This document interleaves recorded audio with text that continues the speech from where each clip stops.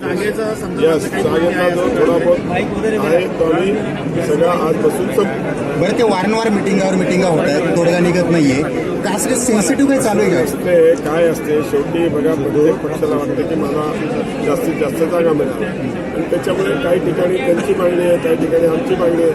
आम्ही बसून ते नीट व्यवस्थित सोडू. आम्हाला नक्की खात्री आहे की आमच्या युतीमध्ये आम्ही दोघेही एकमेकांचा समन्वयाने करून त्याच्यामध्ये आज तोडगा निघेला सांगायचा आहे 100% असतो.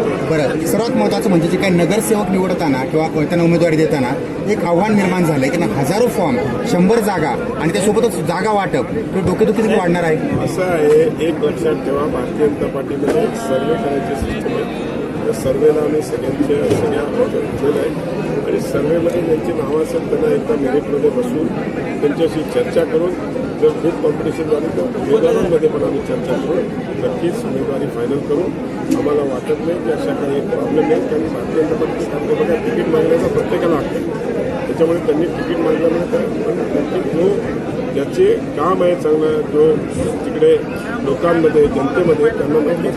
बरं, दोन्ही हा नगरसेवक तुमच्या शिवसेनेचे तुमच्याकडे आलेला आहे, साहजिकच तुमची ताकद वाढलेली आहे. 50-50चा फॉर्म्युला असेल की काय अजून? मी आत्ताच भाषणामध्ये सांगितलं की आज मागच्या टर्ममध्ये आमच्या 29 नगरसेवक आणि आता आमच्या 40 आमच्याकडे त्याच्यामुळे आम्ही बसून एकमेकांशी चर्चा करू आणि त्याच्यात सल्यूशन. बरं, दोन्ही ठाकरे बंधू एकत्रित आलेत, मात्र तुम्ही मनसेचे काही सैनिक तुमच्याकडे देखील प्रवेश करून घेतलाय. शिंदे सेनेमध्ये पण त्यांचा अध्यक्ष गेलाय, म्हणजे मनसे एकीकडे मुंबईमध्ये वाढते तिकडे झिरो होते, अशी परिस्थिती का?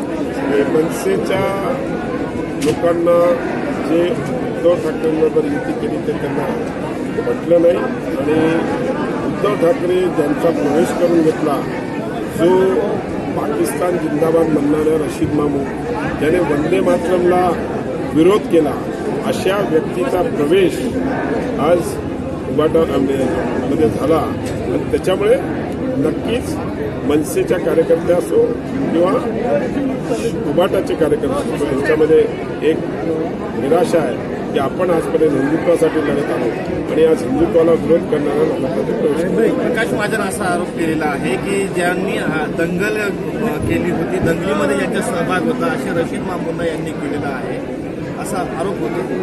खरं आहे ना, ज्याने शहरामध्ये ज्याच्यावर त्या काळामध्ये दंगल घडवल्याचे गुन्हे दाखल झाले होते अशा माणसाला आज उबाटाने प्रवेश केलेला आहे आणि नक्कीच अतिशय दुर्दैवी गोष्ट आहे. आणि ज्या शहरामध्ये MIM सारख्या पक्षाचा आज इकडे म्हणजे सरकार आहे, ज्या हिरव्या सापाला आम्ही खेचून आज निवडून आलो त्या हिरव्या सापाला ते मोठं करतायत. 100% आम्ही MIMच्या विरोधात नाही. कधी आणि किती वाजता होणार आहे? याला मागे सचिन मोबाईल मागे